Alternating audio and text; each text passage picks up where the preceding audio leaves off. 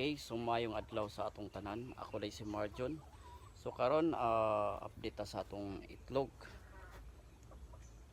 sa atong pabo, no, nga atong ipanluman sa manok, no.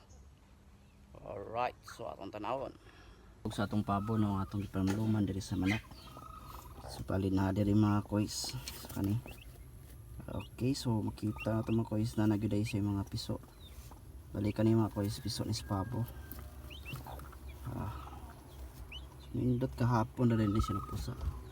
So bali unom ni siya kabok mga koys. So atong tanawon ko pila kabok na napusa. Ang nang bagyod na horot yung kapusa tanan, no. Okay, so naido ka. Isa, tulo. Naido ka. Bali kulag isa. Malapit itong utang ay nara. So pani mga koys, so sakto napusa agin siya tanan mga koys. So wala ray problema mga koys kung ang atong itlog sa pabo ipanluman nato sa atong manok, no, kung naay naglumlom. So bali mga koys, so ako na siyang ipanluman sa manok kay tungod kani nga itlog sa lubas ng itlog ang pabo kana mga koys. So para sila mga salarin ng itlog mga koys. Bisa naasar kami itlog mga koys. Bisa himuan ako kugaran tiya dito sa lubas kanahan.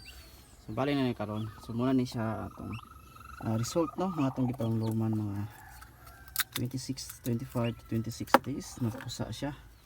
So bali mga koys. So bali mga koys, wala siguro siya na tingala mga koys. So tawag tingala siya nga. Ay magdagway sa akong mama. Magdagway akong mama. So ang mama po doon tingala siyang anak nagko magsungo.